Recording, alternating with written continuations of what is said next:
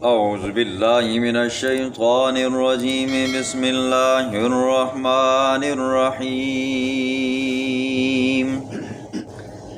وَلَقَدْ أَخَذَ اللَّهُ مِيثَاقَ بَنِي إِسْرَائِيلَ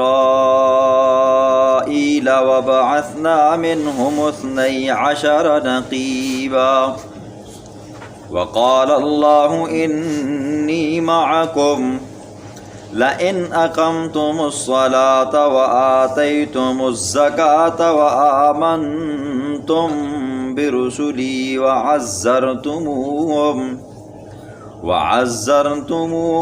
وأقرضتم الله قرضا حسنا لأكفرن عنكم سيئاتكم ولأدخلنكم جنات تجری من تحتها الانہار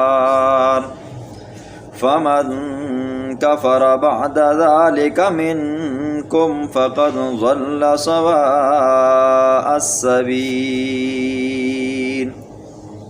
فبما نقضهم ميثاقهم لعناهم وجعلنا قلوبهم قاسية يحرفون الكلم عن مواضعه ونسوا حظا مما ذكروا به ولا تزال تطلع على خائنة منهم إلا قليلا منهم فاعف عنهم واصفح إن الله يحب المحسنين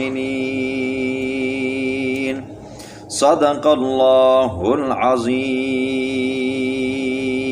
کل کے درس میں آپ نے سنا اللہ رب العزت نے ایمان والوں کو حکم دیا کہ اللہ کی رضا کے لیے انصاف کرنے والے بن جاؤ اور اللہ کی رضا کے لیے سچی گواہی دینے والے بن جاؤ۔ آج اللہ رب العزت بنی اسرائیلیوں سے لیے گئے ایک وعدے کو اور پھر اس کے توڑنے کے اوپر سزا کو بیان فرمائیں گے۔ فرمایا وَلَقَدْ أَخَذَ اللَّهُ مِيثَاقَ بَنِي إِسْرَائِيلَ، تحقیق لیا اللہ نے میثاق، پختہ وعدہ ہے۔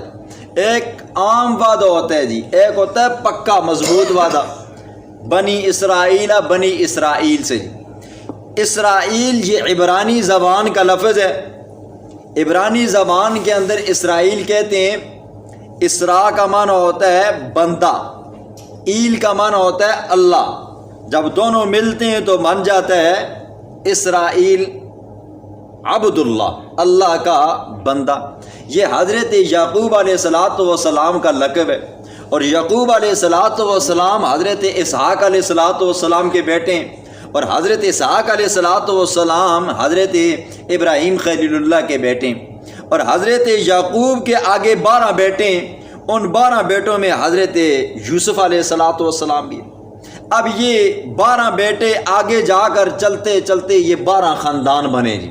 موسیٰ علیہ السلام کے زمانے میں آپ نے سنا ہے کہ 12 کنبے قبیلے تھے۔ اب ان میں سے ہر بندہ اپنی قوم کا سردار بنا جی، بڑا نمائندہ بنا۔ اب کوئی بات ہوتی نا جی، چھوٹی موٹی باتیں ہوتی نا تو وہ آپس میں حل کر دیتے، اگر بڑی بات ہوتی تو وہ حضرت موسیٰ علیہ السلام کے سامنے بیان کرتے تو حضرت موسیٰ علیہ السلام پھر اس مسئلے کا حل نکالتے۔ تو اللہ نے ان سے وعدہ لیا بنی اسرائیلیوں سے۔ اب وہ وعدہ کیا ہے؟ آگے اللہ فرماتے ہیں، فرمایا وقال اللہ انی معکم، میں تمہارے ساتھ ہوں۔ اب یا تو اللہ کی رضا اور اللہ کی خوشنودی ان کے ساتھ تھی، ہر وقت ہر حال میں اللہ کی تھی، یا خود اللہ رب العزت ان کے ساتھ تھا، جیسے اللہ فرماتے ہیں اینما کنتم، تم جہاں کہیں بھی ہوگے میں تمہارے ساتھ ہوں گا جی۔ اب اللہ ان کے ساتھ ہوتا تھا جیسے اللہ کی شان ہے جی، تو یہ ان کے ساتھ خاص فضل تھا۔ اللہ فرماتے ہیں میں تمہارے ساتھ ہوں، میری رحمت میری شان تمہارے ساتھ ہے۔ وعدہ جو تم نے کرنا ہے وہ وعدہ کرنے کے بعد پھر اس کو پورا بھی کرنا ہے۔ وعدہ کیا ہے؟ لئن اقمتم الصلاۃ، اگر تم نماز قائم کرو گے تو میں تمہارے ساتھ ہوں گی۔ دیکھیں جی، عبادات میں سے، بدنی عبادتوں میں سے سب سے اہم عبادت وہ نماز کی ہے جی۔ اب اس امت کے اوپر بھی اللہ نے نماز کو فرض فرمایا ہے، پچھلی امتوں کے اوپر بھی اللہ نے نماز کو فرض کیا تھا جی۔ اب کسی امت کے اوپر ایک نماز فرض تھی، کسی کے اوپر 2 تھی، کسی کے اوپر 3 تھیں، کسی کے اوپر 4 تھیں، کسی کے اوپر 5 تھی جی۔ خیر، تو ان کو بھی یہ حکم دیا کہ اگر تم نماز قائم کرو گے تو میں تمہارے ساتھ رہوں گا جی، اگر نماز قائم نہیں کرو گے تو پھر میں تمہارے ساتھ نہیں ہوں گا۔ یہ پہلا وہ عمل ہے جو بندے کو اللہ کے نزدیک بناتا ہے جی۔ اللہ کا قرب جس بندے کو حاصل ہوتا ہے تو وہ نماز ہوتی ہے۔ نماز کا کہا اور پھر انہوں نے کیا کیا جی، نماز کے اندر کوتاہیاں کی، سستیاں کی۔ قرآن دوسری جگہ پہ کہتا ہے فَخَلَفَ مِن بَعْدِهِمْ خَلْفٌ أَضَاعُوا الصَّلَاةَ وَاتَّبَعُوا الشَّهَوَاتِ، پھر ان نیک لوگوں کے بعد پھر ان کے برے لوگ آئے جی، برے جانشین آئے۔ سب سے پہلے انہوں نے کیا کیا جی، أَضَاعُوا الصَّلَاةَ، نمازوں کو ضائع کیا جی۔ پہلے تو پڑھتے ہی نہیں تھے، اگر پڑھتی بھی تھے تو رنگ برنگیاں پڑھا کرتے تھے جی، یا یہ ہے کہ 360 والی نماز پڑھا کرتے تھے، یا 8 والی نماز پڑھا کرتے تھے، اور جو تھے وہ اچھے لوگ وہ تو چلے گئے۔ اور پھر کیا ہوا جی، وَاتَّبَعُوا الشَّهَوَاتِ، پھر شہوات کے پیچھے لگ گئے، جو دل چاہتا آتا کرتا، جائز ناجائز نہیں دیکھتے تھے، حلال حرام نہیں دیکھتے تھے۔ یا اللہ فرماتے ہیں پھر ایسے لوگوں کو میں غی غار کے اندر داخل کروں گا۔ اب غی غار کون سا ہے، اس کے بارے میں آپ سن چکے ہو، یہ وہ غار ہے کہ جب جہنمی جلیں گے، سڑیں گے، پھر اس کے بعد ان کا جو گند بنے گا، اس گند سے جو پھر آگے پیپ بنے گی، وہ پیپ جمع ہوتے ہوتے ایک غار میں جائے گی، اس غار کا نام غی ہے جی۔ اللہ فرماتے ہیں ان کو اس غار کے اندر میں داخل کروں گا جی۔ دوسرے نمبر پر وعدہ لیا وَآتَيْتُمُ الزَّكَاةَ، جو مال میں نے تمہیں دیا ہے اس میں سے تم نے کیا کرنی ہے جی، زکوٰۃ دینی ہے۔ اور جو بندہ صاحب نصاب ہے اور زکوٰۃ نہیں دیتا، قرآن اس کے بارے میں کہتا ہے یوم یحمى علیہ فی نار جہنم فتکوی جباہم وظہورہم، دن قیامت کے اس کے سارے مال کو، اس کے سونے کو، اس کے چاندی کو، اس کی نقدی کو، اس کے ڈالروں کو، اس کے پیسوں کو جمع کیا جائے گا، پھر اس کو پگھلایا جائے گا، پھر پگھلانے کے بعد پھر اس کے ماتھے کے اوپر نشان لگایا جائے گا، پھر پیٹھ کے اوپر نشان لگایا جائے گا اور کہا جائے گا ھذا ما کنزتم فذوقوا ما کنتم تکنزون، یہ وہ خزانہ ہے جو دنیا میں تم حلال حرام کھینچا کرتے تھے اور جو تھا اس کی زکوٰۃ نہیں دیا کرتے تھے۔ تیسرا وعدہ لیا وآمنتم برسلی، تم میرے پیغمبروں کے اوپر ایمان لاؤ گے جی۔ اب جو پیغمبر ان کی چاہت کے مطابق ہوتا تو اس کے اوپر ایمان لے آتے، اور جو چاہت کے مطابق نہ ہوتا تو اس کو انکار کرتے۔ اور حتیٰ کہ حضرت عیسیٰ علیہ السلام کے بارے میں آپ سنیں، ان کو تو ان کے نسب ہی کی نفی کر ڈالی، اور کسی نے حضرت موسیٰ کو اپنا پیغمبر بنا لیا، کسی نے حضرت عزیر کو اپنا پیغمبر بنا دیا، باقی پیغمبروں کی نفی کرتے رہے۔ ہمارے پیغمبر کی باری آئی تو ہمارے پیغمبر کی جو بشارتیں پیشن گوئیاں تھیں، جو نشانیاں تھیں، جو تورات کے اندر لکھی گئی تھیں، کہتے وہ اس پیغمبر کے اوپر فٹ نہیں آتی جی۔ یہ تیسرا وعدہ ہے۔ چوتھا وعدہ اللہ نے لیا وَعَزَّرْتُمُوهُمْ، تم ان پیغمبروں کی کیا کرو گے جی، عزت بھی کرو گے۔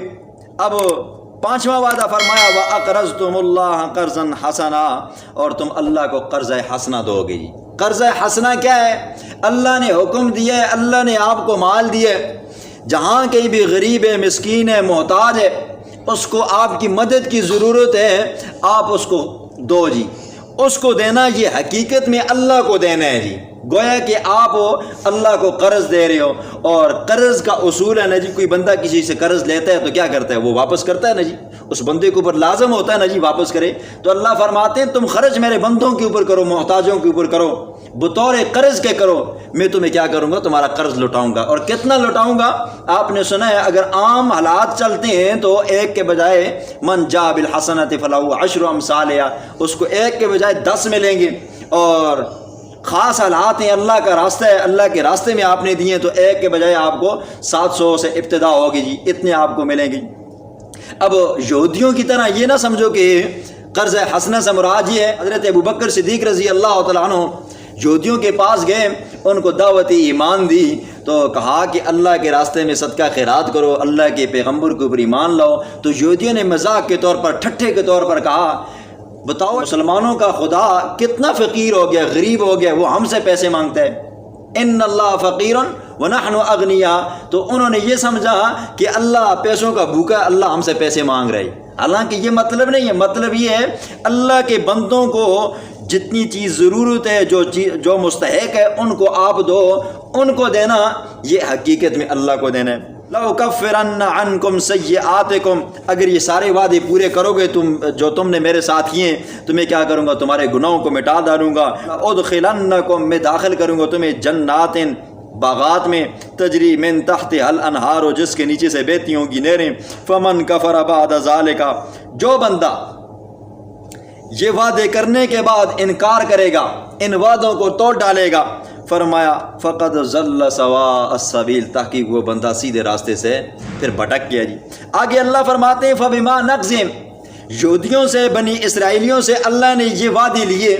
پہلا وعدہ یہ لیا کہ نماز قائم کرنا، دوسرا یہ لیا کہ زکوٰۃ ادا کرنا، تیسرا یہ لیا کہ میرے پیغمبروں کے اوپر ایمان لانا، چوتھا یہ لیا میرے پیغمبروں کی توقیر کرنا، ان کی عزت کرنا، احترام کرنا، یہ اللہ نے وعدہ لیا۔ فرمایا فبما نقضہم میثاقہم، پھر انہوں نے اس وعدوں کو توڑ ڈالا جی۔ اب جب توڑ ڈالا تو سزا شروع ہوگی۔ اللہ فرماتے ہیں لعناہم، پہلا تو یہ ہے کہ اللہ نے ان کے اوپر لعنت برسائی جی۔ اب لعنت کیسی تھی؟ تو فرمایا وجعل منہم القردۃ والخنازیر، نوجوانوں کو بندر بنا دیا اور بوڑھوں کو خنزیر بنا دیا جی۔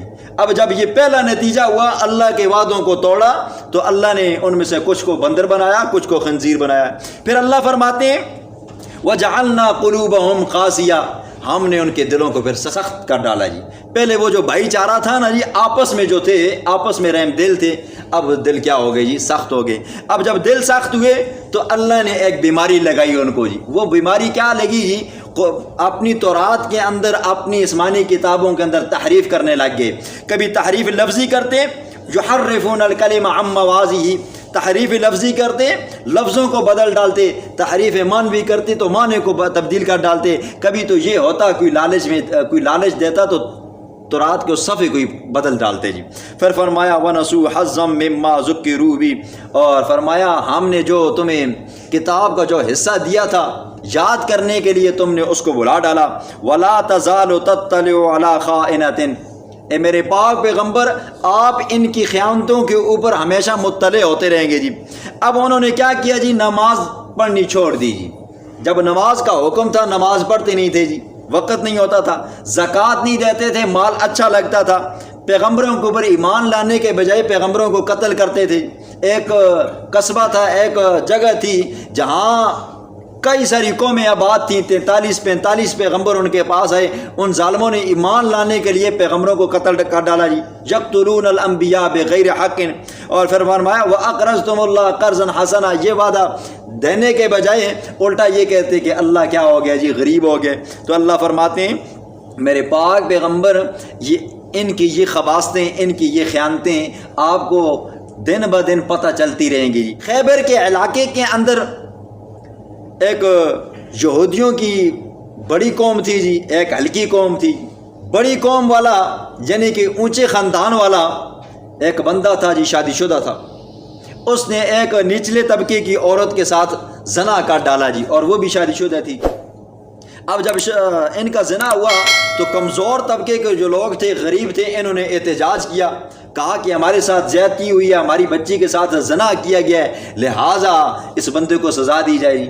اب جو بڑے یہودی تھے انہوں نے کہا یہ احتجاج تو ختم ہونا ہے، اس نے تو ہونا نہیں ہے، لہٰذا اس طرح کرتے ہیں کہ اس معاملے کو رفع دفع کرنے کی کوشش کرتے ہیں۔ تو نچلے طبقے کے لوگوں نے کہا ہمارا تمہارے اوپر ایمان ہی نہیں ہے، تم تو ظاہر بات ہے اپنے بندے کی سائڈ لوگے، تو لہٰذا ہم کسی اور بندے سے فیصلہ کرواتے ہیں۔ تو وہ جو بڑے تھے نا جی اس قوم کے، انہوں نے آپس میں مشورہ کیا، دیکھیں ہماری شریعت تھوڑی سخت ہے اور ہماری شریعت کے اندر احکامات بھی تھوڑے زیادہ سخت ہیں، رجم کا حکم بنتا ہے اس بندے کا، تو چونکہ ہمیں پتہ ہے یہ پیغمبر سچا پیغمبر ہے، ہم بھی سچا پیغمبر مانتے ہیں، یہ بھی مانتے ہیں، لیکن ان کو ہم بتاتے نہیں ہیں، لہٰذا اس کے پاس جاتے ہیں، اس کی شریعت بھی نرم ہے اور خود بھی بڑا نرم انسان ہے، اور درمیانہ سا فیصلہ کرے گا تو ان کے منہ بھی بند ہو جائیں گے اور ہمارا بندہ بھی بچ جائے گا جی۔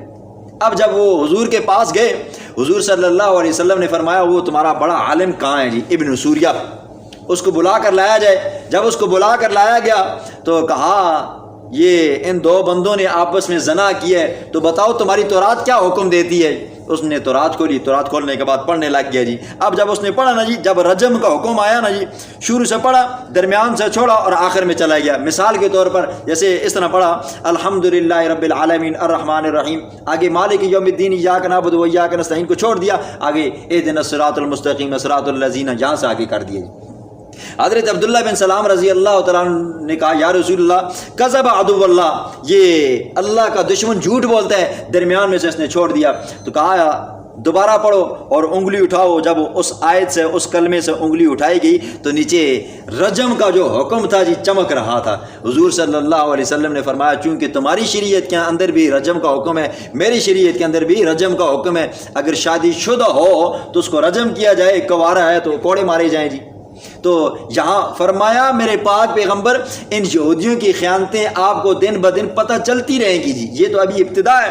فرمایا الا قلیلا منہم، مگر بہت تھوڑے ہیں جن کے اندر اللہ نے عقل رکھا ہے، جو با حیا ہیں، تو جنہوں نے مسلمان ہونا تھا۔ فرمایا یہ بہت تھوڑے ہیں، کچھ نہ کچھ ان کے پلے پڑتا ہے، لیکن جو خبیث قسم کے یہودی ہیں وہ آپ کی بات ہرگز نہیں مانیں گے۔ فرمایا فاعف عنہم، درگزر کیجئے ان سے، واصفح، اور معاف کیجئے، جان چھڑائیے، ان کی جو عیب ہیں، ان کی جو معاشیاں یا یہ ہے کہ ان کی خباثتیں لوگوں کے سامنے بیان کیجئے، لیکن ان سے بدلہ مت لیجئے۔ ان اللہ یحب المحسنین، احسان کریے، اللہ احسان کرنے والوں کو پسند فرماتے۔ بسم اللہ الرحمن الرحیم۔ وَلَقَدْ أَخَذَ اللَّهُ مِيثَاقَ بَنِي إِسْرَائِيلَ، تحقیق لیا اللہ نے بنی اسرائیل سے پختہ وعدہ۔ وَبَعَثْنَا مِنْهُمُ اثْنَيْ عَشَرَ نَقِيبًا، اللہ نے بھیجے ان کے اندر 12 نگہبان، 12 لیڈر۔ وقال اللہ نے فرمایا انی معکم، میں تمہارے ساتھ ہوں۔ لئن اقمتم الصلاۃ، نمبر 1 اگر نماز قائم کرو گے، وآتیتم الزکاۃ، نمبر 2 زکوٰۃ دیتے رہو گے، وآمنتم برسلی، نمبر 3 میرے رسولوں کے اوپر ایمان رکھو گے، نمبر 4 وعزرتموہم، تم ان کی عزت کرتے رہو گے، وَأَقْرَضْتُمُ اللَّهَ قَرْضًا حَسَنًا، اور یہ کہ تم اللہ کو قرض حسنہ دیتے رہو گے، نتیجے میں لَأُكَفِّرَنَّ عَنْكُمْ سَيِّئَاتِكُمْ، میں مٹا دوں گا تم سے تمہارے گناہ، وَلَأُدْخِلَنَّكُمْ، میں داخل کروں گا تم کو جنات، باغات میں، تجری من تحت الانہار، جس کے نیچے بہتی ہوں گی نہریں۔